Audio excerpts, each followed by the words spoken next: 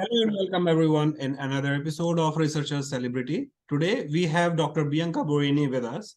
A brief about Dr. Bianca. She has done her licensing in sciences and bachelor's in science from Mackenzie University and then PhD in sciences from University of Sao Paulo, Brazil. She did her postdoc at University of California, Irvine, following which now she is presently at assistant professor at Florida Medical Entomology Laboratory at University of Florida. And in between, she has done her postdoc at Texas A&M also. With this brief introduction, I would like to call Dr. Bianca at the platform. Dr. Bianca, welcome. Hi, how are you?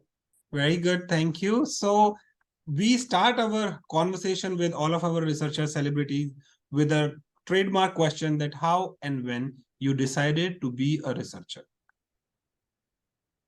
That's a good question. I decided to become a researcher. It was right on that phase that Dolly, the sheep, was being introduced to the world. And I had this amazing teacher during high school that she was a great biology teacher. And I started to enjoy that a lot. And I had, like seeing Dolly the sheep and seeing what genetic engineering could do, I became fascinated about that. So I decided to pursue that as a career. So I became a biologist because of that. Sweet. And also there is another thing very important that I like to mention that. So during that time that Dolly the sheep was being introduced to the world, there was this lady, her name is Maiana Zatz. She works with multiple sclerosis in Brazil. And she was the face of science. And she still does that, like in Brazil, like whenever there is some big breakthrough in science going on, she's always on the TV talking about science. So she was actually seeing a woman on TV talking about science actually inspired me as well. So I always have her like in my mind, like when I think about why I started, she was also a big part of it. Great. So we will start with Dolly now. Then when you probably were in your school when this happened, and then yes, you in the school decided that you will be a researcher. Probably by that time you were not even aware that you have to do PhD to do research in formal capacity. Yeah. So that this decision making from school to become a researcher and then landing in PhD. So let's break the journey in steps. So first is when you decided that you will do a PhD in Brazil. So I started school in biology, knowing that I want to be a researcher, right? I wanted to be like Maiana Zatz. That was my, like the dream, right? But during the first year, I had no idea what I was like, how to get there. I didn't even know about the PhD. That's for sure. But then you start talking to people in your field, and then things started to get more clear. So I knew that at some point I started to do what we call in Portuguese estágio, which means like to be an undergraduate in some lab and have some research experience. And then there's another funny story about that. So I remember that my dad took me one day, like we prepared my CV, and he was like driving me around São Paulo to give some CVs. I had no idea what I was doing. I just knew that I wanted to work with genetic engineering, right? So at some point we went to the Escola Paulista de Medicina, which is a medical school in Brazil. And my dad just opened the door and said, go into this building and see what happens. And so I had my CV on my hand, and I remember getting to the building.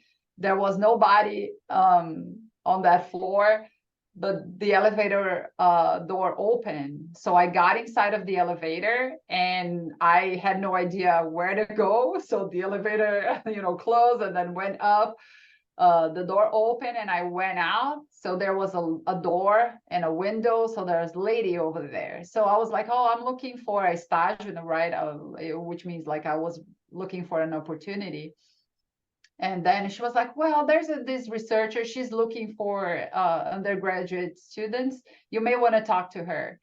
And that's when I met my former PI advisor, Margaret Capurro, and she worked with genetic engineering.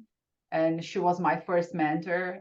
She was also, like as an undergraduate, and I did my PhD with her as well. So that's how everything started. But I had no idea what I was doing at that point, like how to pursue this research career. I had no idea. This is a brilliant start for the conversation, and I would like to tell all the viewers here that now what we are going to have as a conversation is the journey of cluelessness in Brazil to becoming assistant professor in USA. Yeah. So let's start this. So now you have met your PhD supervisor. Let's Yes. start the first phase of research where you do serious research. Like it's not you do any research less seriously, but when it becomes PhD, when you have this carrot hanging in front of you that you have to just achieve it. So Yeah. that went. So we started, like she was starting her lab, right? She had just come back from her postdoc, and she was establishing her research program at that place. That didn't work, and then she became a professor at University of São Paulo, right in that period. So I was with her in the very beginning, and whenever we moved to University of São Paulo, things got more solid, I guess. Like she had her space, the lab was, going forward. And I started already doing part of what was going to be my PhD in the end. Of course, it was a preliminary data, let's say like that. But like I was working with malaria since the very beginning with her. And then I spent 2 or 3 years with her as an undergraduate student. And then I knew that I was going to pursue the PhD. At that point, as an undergraduate, I knew already that I wanted to have my own lab. So I knew from the very beginning that this was this became a dream, but it was getting more real, I guess. So I knew exactly what I needed to go to have my own lab and have my research program, like since the very beginning as an undergraduate. So then it was just a transition. Whenever I graduated, I got into the PhD right away, and that's how everything started. Not many undergraduates, when they join lab, can wish or can see this dream of having their own lab. So you were exceptional and phenomenal in that entire journey. So now here, let's talk about the accomplishment of PhD, the challenges it came with, and how you overcome, so that our researchers who listen to this conversation can get more motivated or at least sympathized in a way that they are not the only one who are facing those challenges. So the first challenge for sure was financially. My family in Brazil, they were not in a good position during that time, and I was working for free. There was no fellowship available to me for between my undergrad and my PhD. So I had a fellowship. I got a fellowship during the first years of my undergraduate. But then whenever I graduated, I spent, I think it was 9 months or a year trying to get a fellowship for my PhD. So that year was for sure a tough one financially, because I couldn't support my family, like helping my parents during that time. And I was making, like I didn't have any money. I was working for free. So, but I thought about quitting and just look for a job and like trying to make ends meet. But my dad and my mom, they were big supporters of my career. They knew that I liked that a lot and I wanted to do the PhD. So they never, like, in their heads, there was never a question if I was going to quit because of, trying to look for a job or anything like that. They supported me through all that time, and they support me until today. They are, amazing. But that was one time that I thought, okay, so maybe I'll have to quit because this is not taking me in a good way. Like I financially, we were struggling. So that was the first bump for sure. But my parents were there for me, and they helped me to keep going. Here, I would like to say one thing to all the viewers, because this is so true in Indian scenario. Most of the researchers get their funding, their fellowships on time, but there are universities or research institutes where people struggle for timely getting their money, like monthly. Sometimes it comes in once in 6 months, and then you are rich for so long. But again, I would like to say or emphasize one thing which Dr. Bianca just mentioned, that just even if you are getting experience in your research, and this is something which you really want to do with all of your heart, it can make up for all the money lost during those duration a big time. So just what all you need to stay there, stay focused, and be happy whatever you are doing. If research makes you happy, don't give up on it.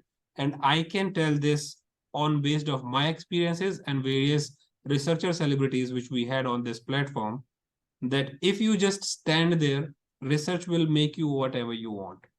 Now, Bianca, do you share the same emotion that if you have walked out at that time, now being assistant professor, and enjoyed all the science which you did till now? Your thoughts on this now, please. Oh, you're putting your finger in the wound. Yeah, I'll like right now, like seeing, like getting my research program here at UF, it's so rewarding. It's like I got my dream, like I made my dream come true. Since the very beginning, I knew that this was what I wanted. And so yeah, I don't regret like staying on academia, keep doing the research. I'll never regret, like that situation. It was a tough year. And there were, of course, many other tough years along the way, but that one was the first one where I was like, facing, the financial problems and everything, seeing my family struggle as well, and I couldn't do anything. That was tough, but in any way, I wouldn't do anything different. Looking back now, never. But I also think that I think it's very important for you to do what you really want to do. Like you were saying, if it makes you happy. Science made me happy since the very beginning. Like I always wanted to do this. So I think that the path that I took, worth it. Now looking back, and then it all worth it. But you have to be very passionate about it. Otherwise, I don't think that worth.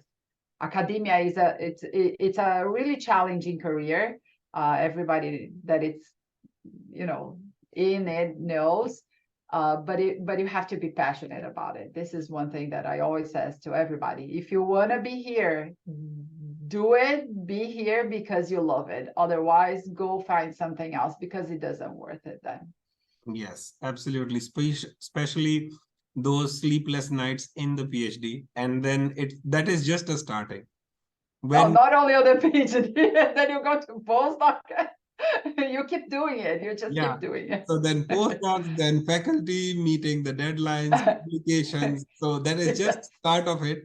And the only power which can drive you till the lifetime, or even more after than that, because now when we are publishing, when we are reading papers, some of the publications or our reference comes from 1960s, 70s, or even 80s.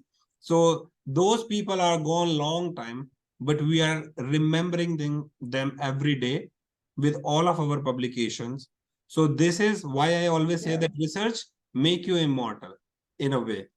Okay. Yeah, we leave there's a legacy. Yes. For sure. So now when you completed your PhD, because you had this clear thought that you want to have your own lab, what Yeah. was the first step when you start thinking about, when you knew that you are going to submit in a couple of months or week, or when you defended your thesis?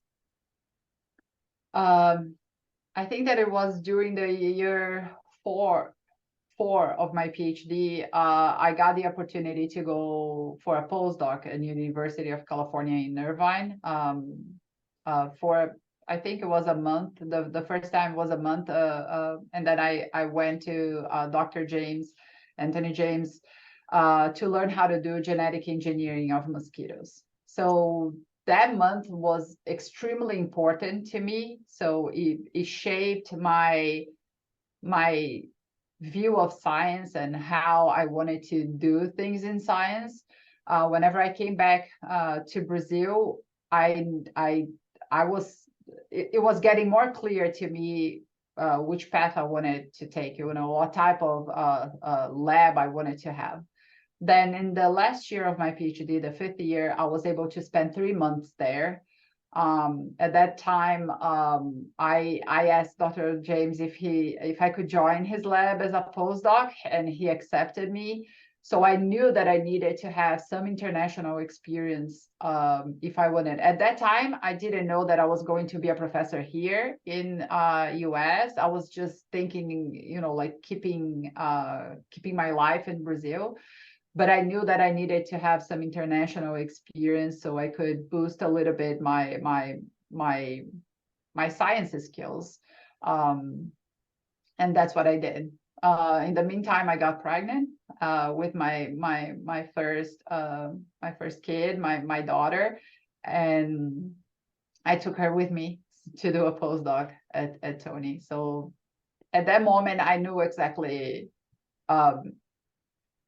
the path that I needed. I didn't know how hard it would be to get where I am right now, but I knew exactly what I had to do. So that's what I did. I went back to Brazil. I defended my thesis. And then I think that 6 months later, no. I think it was more than that. I think it took me maybe a year to go and do my maybe more. No, actually 2 years. Then I went and I started my oh no, 1 year. Sorry, it was 1 year. I'm like, because I defended in the end of 2009, and then I went for my postdoc in 2011 for my first postdoc there with my daughter. So especially when we talk about moving continents, here countries, people talk about that whenever the males, have to move from there all the time, family, people keep it for granted that okay, everyone is moving. How was it with you when you were moving with your daughter, family, and then how that went? Because that is very important part of a life of researcher. Yeah. So yeah, that was tough. That was because it was a big adjustment for me as a new mom, uh, living for the first time outside my very comfort zone. That was, Brazil. My whole family was there, so I had a village to help me. Uh, and then suddenly everything was gone. Right? I was by myself taking care of my daughter. She was 6 months at that time, and then trying to establish myself as a researcher, as a postdoc at that time in one of the if not the best lab in the world for mosquito genetic engineering.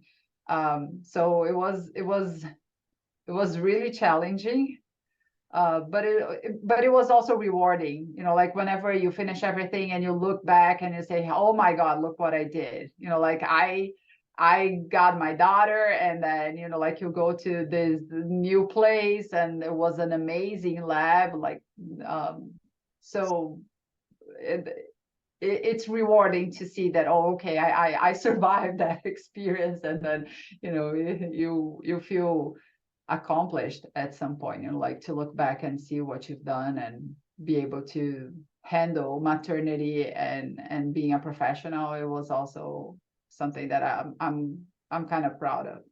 Yeah. So I think, speaking of Professor Anthony James, just my personal experience, I used to worship him after 2015. And the reason was I submitted my thesis on ADs, and then we were like, okay, this mosquito kills so many.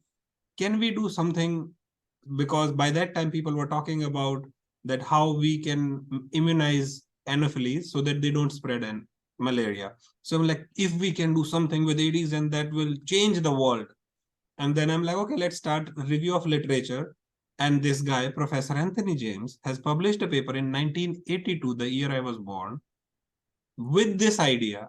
And I'm like, what am I doing and what has done? So this is the beauty of research. The moment you think you have a novel idea, now with thanks to Oh, Google, yeah. you go Google it, and then you see people have done this so long.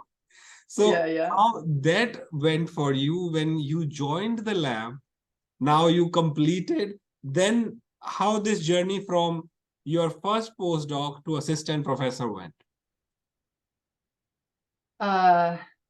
Well, just a small thing, and so you have to be lucky too. So Tony is not this humongous scientist, you know, like there's no word, you know, to say that, but he's also a great person.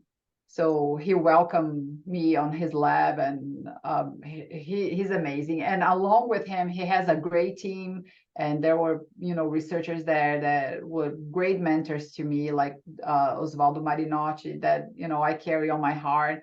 He's a mentor for me, like until, you know, these days. So you have to be lucky that you have in your path people that are not only great scientists, but are great people as well. So I was lucky in that sense, you know, like to join the lab and have their people that were supporting my career in any way that it was possible. But going back to the path, so at that time, like I finished my postdoc with Tony, and I had to move back to Brazil because of visa issues. And I spent a few years in Brazil, and I noticed that I wasn't adjusting anymore working in Brazil, you know, with all the struggles that we faced there. There was a lot going on, and I was like, I can't adjust doing this anymore, you know, like here is not my place. I didn't feel like it was my home anymore. So I remember one day I was injecting mosquitoes in the thorax, and then I saw this job posting. There was describing exactly what I know what to do. And it was Dr. Edelman at Texas A&M.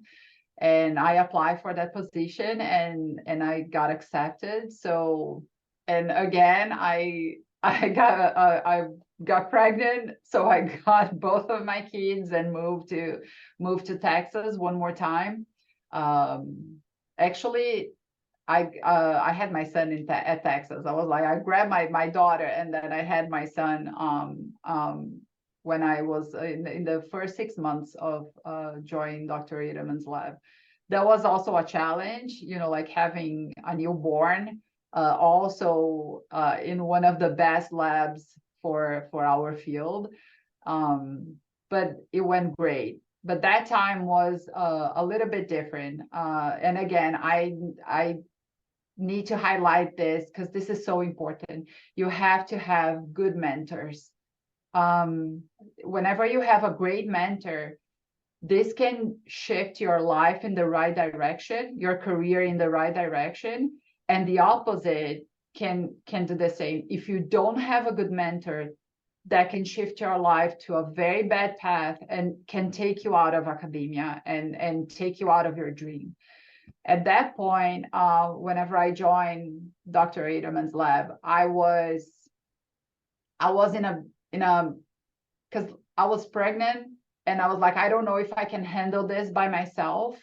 So I just wanted to join the lab, maybe publish one paper. And I told everybody this, well, I'm going to go there. I'm going to spend a year. I don't know if I'm going to be able to have more than that. If I publish one paper, I'm going to be happy, right? And then I'm going to go back to Brazil and I'll figure out what I'm going to do. At that point, I was unsure of the future, because I knew what I wanted it to be, but I did at that point, I was like, I don't know if I can do it, right? I don't know if I'm capable of being a scientist and do this. But then Dr. Adelman, he somehow believed that I could do this job and that I could be a scientist. And he offered me all the support that I needed to keep going. So not only he not only gave me opportunities in terms of doing science and doing better science, so he shaped my science, I like to say that, but he also gave me mental support to think that I could do this job. You know, like he believed in me and he made me work a lot, a lot. You are aware of that as well. But in the end, with his support and of course my will to work and my goals very clear in my mind, then I was able to apply for this position and I got it. So but in the end, it's like mentors are one of the most important things that you can have. So I make sure that you have a good one. And if you feel like that's not your place, this is not a good mentor, it's worth taking a step back, finding a new lab, finding a place that you have a good mentor, that someone is going to be looking to your career and support you in that way, than staying in a lab that you don't have a good environment, you don't have a good mentor, this person is not looking after you. It's just gonna keep your career behind you. Like it's just going to prevent you from moving forward. So sometimes I think step back, move, then staying like in a place that it's not advancing your career. I think that this is super important. And I got lucky. I just got lucky to be in a lab that you know, I had a great mentor. Absolutely. And this is which I always try to convey to our researchers peers here, that people do talk about toxic environment in academia. People always say that, okay, quit. But how a different perspective comes now when Dr. Bianca is mentioning the mentor is the one who even can see that what you are not aware of. You might not be 100% sure that what you can do, but the mentor has that for, vision, the vision that they can see that, okay, this person has this capability, the capacity, they might not have just those tools which they give you, and then they transform your life. That's what we hear from Dr. Bianca. And I would like to say one more thing here, that it goes both ways. Now, if we'll have a fortune of having Dr. Edelman on this platform someday, probably he will say the same thing about Bianca, that she was one of the best students or mentees he might have ever had. Because it goes both ways. They put faith in you and you never let them down. And this goes on and on and on. So now, Bianca, you have your own lab. You have gone through all the best mentorship, starting from Anthony James to Dr. Zach Edelman. Now, what are the things which you can suggest to our future faculties or the early faculties who are there starting their labs, that what are the key components while starting a lab they should consider? The path is rough as well. It has been again challenging. This is Well, it's just marked 1 year of me being an assistant professor. So this year has been really challenging, but it also, and it has been challenging because you shift careers, not shift careers, you change your job. So I have been doing science and doing bench work in a way since the very beginning, right? After you become a professor, your job is not only doing the science anymore. You have other responsibilities, right? So that change is big, especially for me that has been doing this since the very beginning. You know, like I've never done anything else other than mosquito genetic engineering, right? That was my first job, and hopefully it's gonna be my last.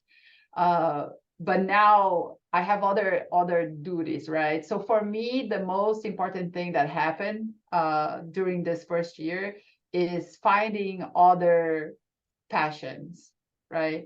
Because I was passionate about doing science, but now I see that I have a whole different job now, right? I spend a lot of time in the computer, a lot of time solving problems, trying to establish the lab, managing people. But one thing that it's became my passion now, and I think it was because Dr. Edelman helped me to see that I am finding a lot of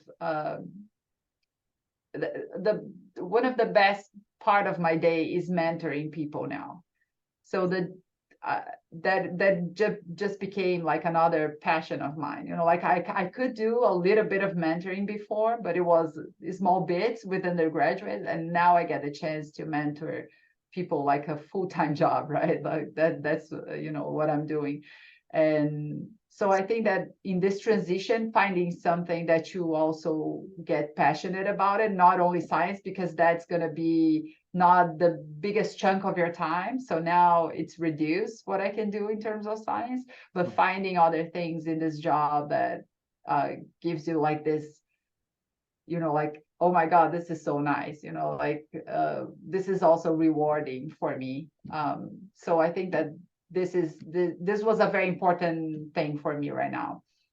Okay. Finding other things that I can be passionate about it, and mentoring is one of them. I want to have the impact that I have on, you know, like the mentors, they had such a big impact on my life, and I want to make sure that I can do the same for them, no matter where they are going. If they want to keep on academia, great. If they want to look for jobs, great. And even if they want to change careers, but if I can, you know, help them achieve like happiness in that sense, that's now my biggest passion at this moment. Absolutely. And this is something which people always tell or describe the greatest mentors, that they walk that path with you. They shows you what you think you cannot do, and then they just take you to your destination and then say that, see, it's you who did it, without taking even a small acknowledgement of how they walked with them without even them realizing this.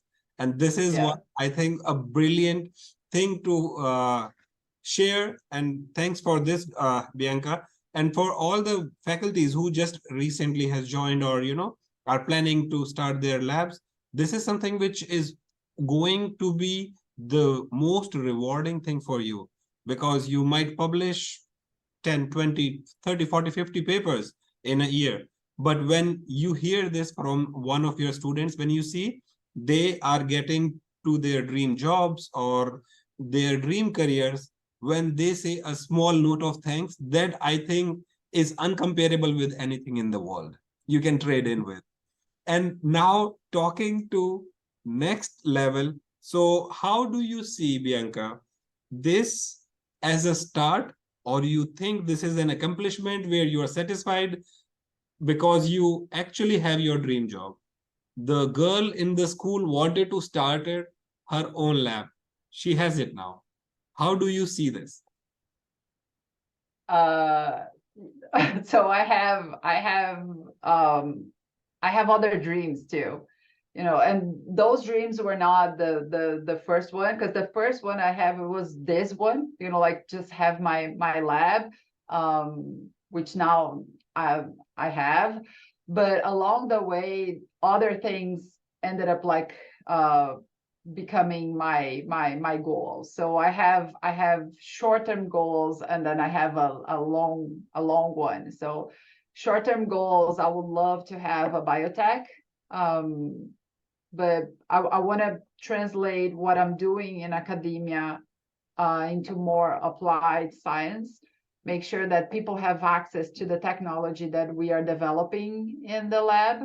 So this is I wouldn't say short term, but like medium term. Short term, of course, I want to have my lab established, doing beautiful science, and be proud of the science that I'm putting out there. So this is what I want in a short term.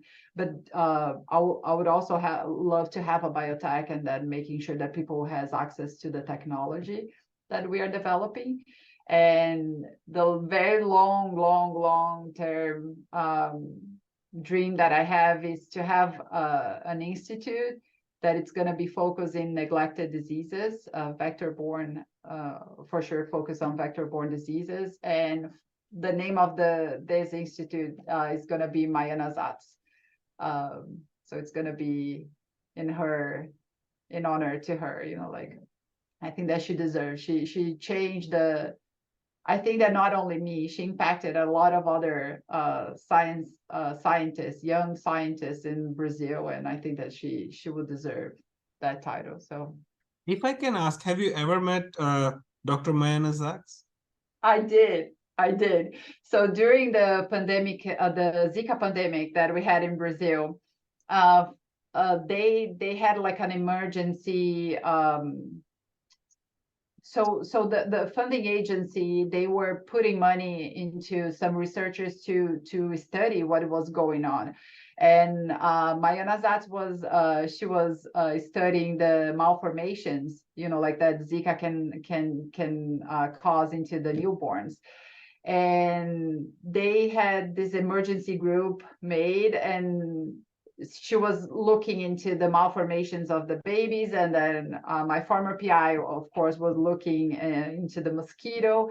And so there was a meeting one day in our lab, and Mayana Zatz came for this meeting, and I got the pleasure to meet her. And I was like, I feel embarrassed about that today, because I was so, like, like she was the reason I was doing, I'm doing this. And so I looked at her and I said, Mayana, I did biology because of you, and I'm so happy to meet you. And I think that she was so, because that moment was so stressful for all the PIs, and she looked at me, she gave me a big smile, she gave me a hug. It was, like that fan moment that I had in my life. So yes, I got the chance to meet her just this one time, but I, like several times on TV, I saw her, but yeah, this one time I got to give her a hug.